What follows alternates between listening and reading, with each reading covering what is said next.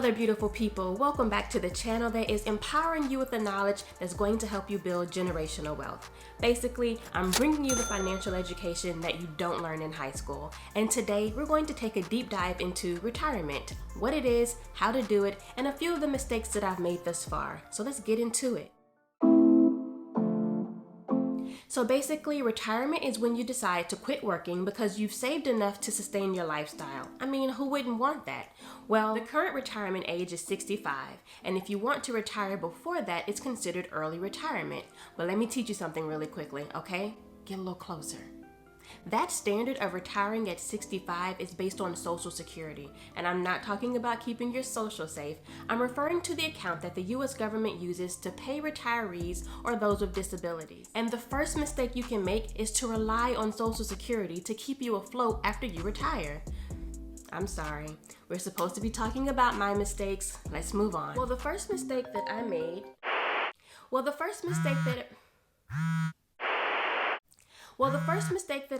was not starting early enough. I'm sorry, guys. I gotta take this. Hello? Mia? I'm sorry to interrupt you. I mean me.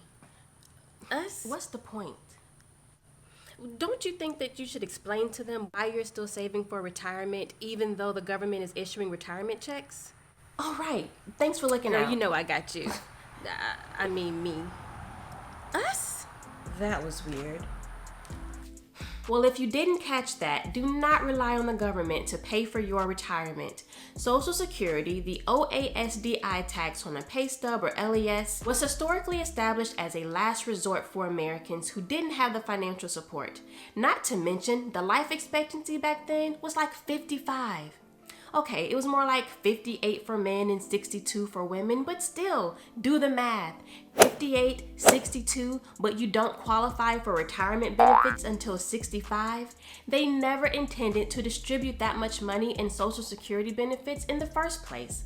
Plus one, you don't want to wait until you're expected to be dead to start enjoying life. And two, you define your wealth. You establish the age that you want to be financially secure enough to step away from your job and live your life free from the restraints of someone else's timestamp. So what age do I recommend for you to start saving for retirement? Well, what age do you want to be financially free?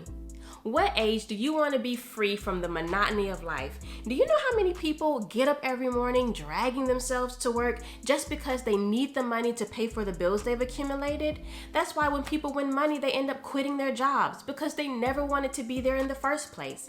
Then you've got oddballs like me who enjoy their work. I'm going to be honest, there are times when I feel like I'll never quit. So I've always approached retirement as like, I don't know, I'll do it, but I don't really get it, and that's bad. That is a bad way of thinking, you guys, because it's cost me thousands, potentially hundreds of thousands of dollars. That's a lot of money.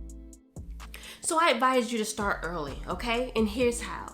Retirement basically consists of having enough money to preserve your cost of living without relying on employment income. In order to do that, you have to reduce or eliminate as many expenses as you can and save now in order to generate retirement income later.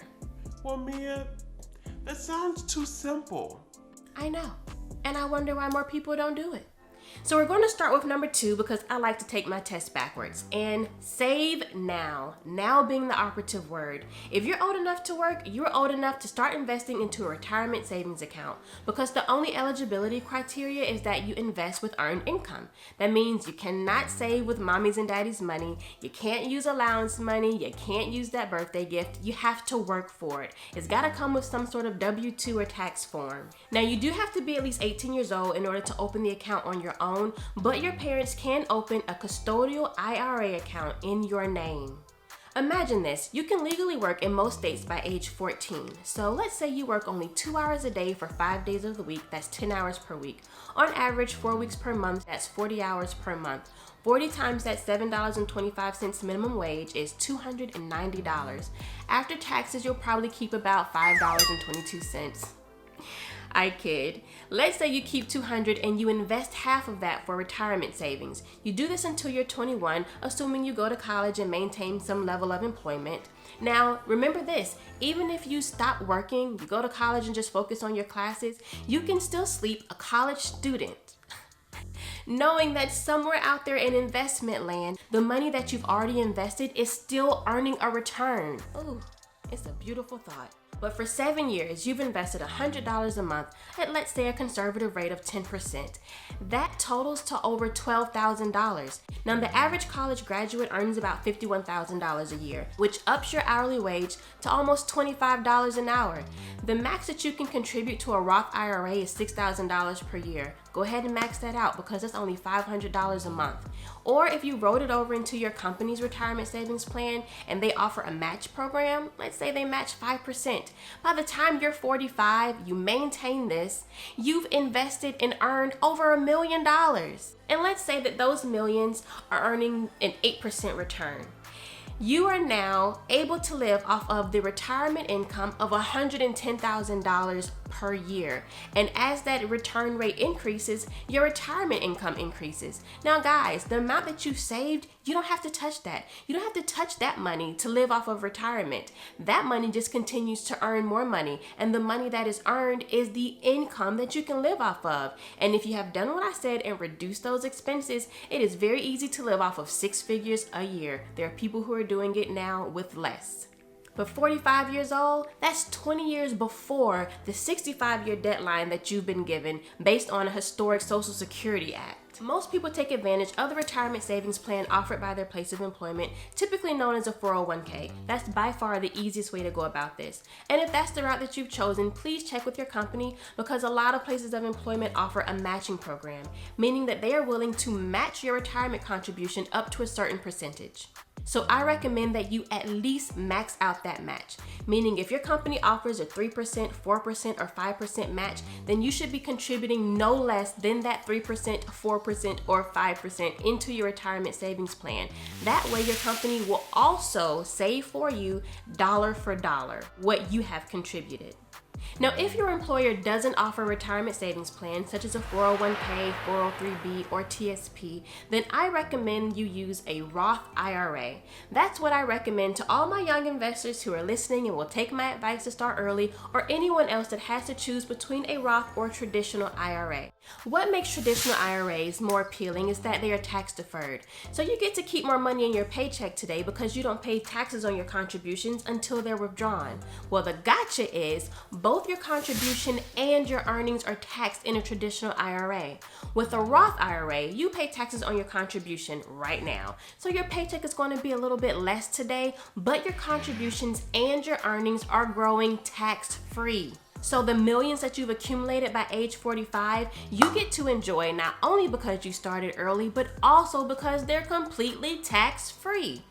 Whew, thank you, Jesus. So if you have to pay 30% in taxes, that retirement savings account goes from this to this. Just go with the Roth. Saving money is about making those sacrifices today in order to enjoy more luxuries in life later. And for all my people who say, I want to enjoy life today, let me tell you something. That couple of $100 a month to save for retirement is not going to stop you from enjoying life as long as you are budgeting appropriately and not living above your means. I'm just saying, okay? Okay. Remember, more money is the goal here. So if you don't want to work all of your life, as soon as you start working, you should start saving for retirement. Simple. Now, going back to step 1, the best way to enjoy financial freedom is to avoid financial strongholds. You don't want debt. You don't want a lot of bill payments. You want to be able to spend your retirement earnings the way that you want to. Think about it. A 30-year mortgage was established because theoretically you should buy a home by age 30. Work until you're 65, so by then you've got your house paid off. You can go into retirement without a heavy mortgage payment. So conventional retirement might have gotten it wrong as far as working yourself into old age, but they did get it right in making sure that you don't have a lot of obligations or liabilities that could prevent you from retiring early. Retirement doesn't mean that you can't work. Retirement means that you can do whatever it is you want because you can afford it. I know if I ever call it quits, I want to go to culinary school. I want to be like the first Aunt Viv, getting her groove back in a dance class. I want the freedom to be able to just step away and be there for my kids if needed. That's what retirement is, and you define that time frame. Only you. Well, that's a wrap for this one, and I hope it was filled with valuable information. Well, I know it was, because it was definitely not a lesson that I learned in high school. And if you don't want to miss the next one, don't forget to subscribe. Go ahead and let me know in the comments, what does retirement look like for you? And like this video, because it makes me feel better about myself. All right, guys, until the next time.